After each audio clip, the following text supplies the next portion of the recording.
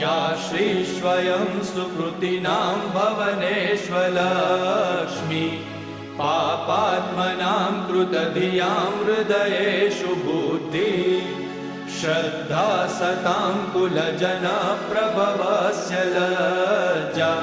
तां त्वां नताः स्म परिपालय देवि विश्वम्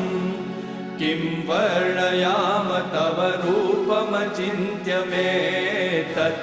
किं चातिवीर्यमसुरक्षयकारि भूरि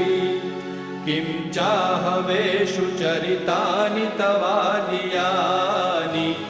सर्वेषु देवसुरदेवगणादिकेषु